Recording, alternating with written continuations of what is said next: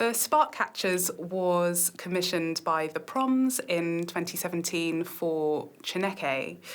And it was such a celebratory occasion because it was the first time that an orchestra that was of majority Black, Asian and minority ethnic was being presented at the Proms, and I had the privilege to write a piece for that occasion. And I had been reading Lemn Sissay's latest collection of poetry. I'm a huge fan of his works. And the Spark Catchers stood out immediately. I chose 4 specific lines from the poem.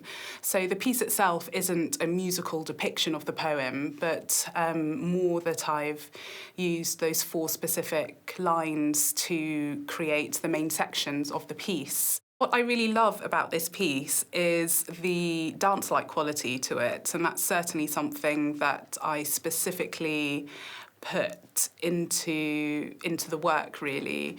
And there are certainly, quite tricky rhythmical aspects to the work, which I think anyone who's played it will agree. Things that I'm trying to do in my music, certainly at the moment and in the past few years since I've been doing my doctoral fellowship at Columbia in New York, is trying to blend together different inspirations that come from my heritage, which, I would consider not only British and European, but also African Caribbean.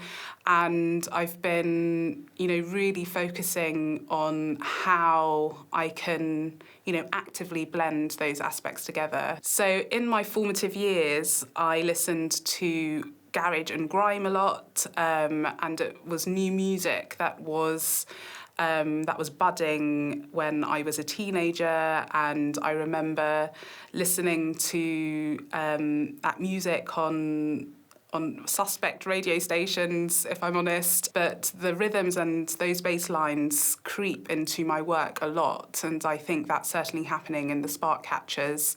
There's one moment where there is, a really offbeat bass line, which is, very much about the bass line, and I think that comes from the music that I listen to that isn't necessarily classical music, and I think that's something that I was purposefully trying to do in the Spark Catchers.